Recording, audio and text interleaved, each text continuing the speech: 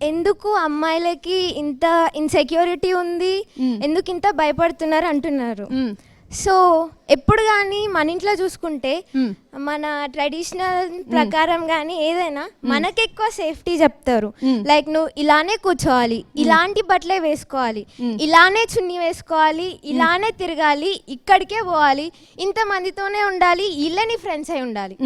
అదే అబ్బాయిలకు కూడా చెప్పచ్చు, నువ్వు ఇలానే ఒక అమ్మాయిని చూడాలి. నీ చెల్లె అయినప్పుడు పక్క ఆమె కూడా నీ చెల్లె అవుద్ది. నీ చెల్లె తప్పించి మిగతా వాళ్ళందరూ ఏదో కాదు, అక్కడే చూడాలని ఏం లేదు. నీ చెల్లెని ఎలా చూసినావు పక్కాడి చెల్లెని కూడా నువ్వు అలానే చూడాలి. అప్పుడు ఇవేం ప్రాబ్లమ్స్ ఉండవు. One thing that parents educate చేయాలి వాళ్ళని, అప్పుడే ఇది మొత్తం కాదు 50% అన్నా సాల్వ్ అవుద్ది. నెక్స్ట్ మనకి కాలేజెస్ ఉంటాయి, ఆఫీస్ ఉంటుంది, కొలీగ్స్ ఉంటారు. ఓకే పని చేస్తాం, ఎప్పుడు అందరు కలిసి ఓకే ఇతను అబ్బాయి నేను అమ్మాయి, నా లిమిట్స్ నాకు తెలుసు, ఆయన లిమిట్స్ ఆయనకు తెలుసు, అట్లా అనుకుని పని చేసినప్పుడే పని జరిగిద్ది. లేదు తన అబ్బాయి నేను తనతో మాట్లాడకూడదు, నా ఫ్యామిలీ రిస్ట్రిక్షన్ అది అనుకున్నప్పుడు ఆయన కూడా అలానే ఉంటాడు, పని జరగదు.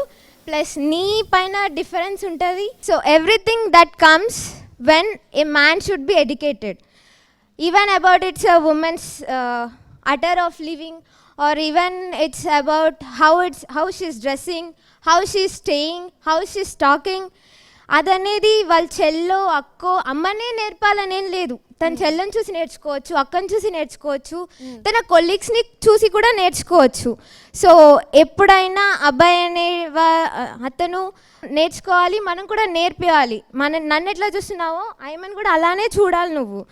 అంతేగాని నైట్ టైంలో రోడ్ పైన వెళ్తుంది, నేను ఏదైనా మాట్లాడచ్చు, ఏదైనా చేయొచ్చు, ఎక్కడికన్నా తీసుకెళ్ళిపోవచ్చు అనుకుంటే, అందుకే ఇన్ని కేసెస్ కానీ ఈవెన్ డాక్టర్ కూడా ఎందుకు అట్లా అవుతుంది, ఎందుకంటే ఈవెన్ ఆమె బెస్ట్ ఫ్రెండే కదా చేసింది, ఆయనకి పాసిబుల్ మంచి నాలెడ్జ్ లేదు ఎవరితో ఎలా ఉండాలని.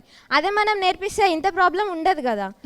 అండ్ వన్ థింగ్, అది అమ్మాయిలకి నేర్పించేటప్పుడు అబ్బాయిలకి కూడా నేర్పించాలి. ఓన్లీ అమ్మాయిలకి నేర్పిస్తే అది డెవలప్మెంట్ అన్నారు, దాంతో ఏం చేంజ్ రాదు. ఓ గట్టిగా చెప్పింది, గుర్తుపెట్టుకోండి. ఎప్పుడైనా రెండు చేతులు కలిస్తేనే చప్పట్లు వస్తాయి. అమ్మాయికి నేర్పించినప్పుడు అబ్బాయికి కూడా నేర్పించాలి.